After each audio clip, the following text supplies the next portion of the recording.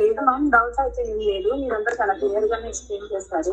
Okay. Normal గా అయితే నేను డిజైన్స్ వేస్తాను కానీ నీట్ గా అయితే ఉండదు ఏది. చాలా క్లమ్జీగా ఎక్కడెక్కడ సన్నగా వేయాలి, ఎక్కడ లావుగా వేయాలి, ఎక్కడ వేస్తే బాగుంటుంది, ఇవంతా అంత ఐడియా ఉండేది కాదు. నార్మల్ గా డిజైన్స్ వేయడం అంటే డిజైన్స్ వేసేదానికి. కానీ మీ క్లాస్ కి వచ్చిన తర్వాతనే ఏది సన్నగా వేస్తే బాగుంటది, ఏ లుక్ ఉంటది, లైన్స్ ఎలా వేయాలి.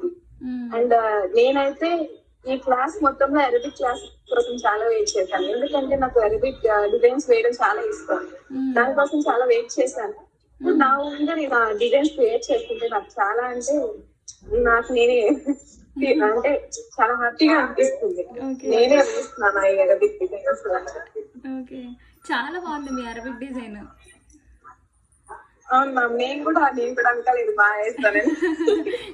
ఈ ఇండియన్ డిజైన్స్ కూడా నార్మల్ గా ఏంటంటే ఈ చెక్ ప్యాటర్న్ ఎక్కడ వేయాలి, కట్ వర్క్ ఎలా వేయాలి, ఏది ఇస్తే ఏది పక్కన రాకూడదు, ఇవన్నీ కూడా నీట్ గా క్లియర్ గా చెప్పారు. అప్పటి నుంచి అయితే డిజైన్ కూడా చాలా బాగా వస్తుంది. ఇంకా చెప్పాలంటే మా ఆఫీస్ మొత్తం అందరూ నన్ను అడుగుతారు టోన్ వేయండి అని చెప్పి.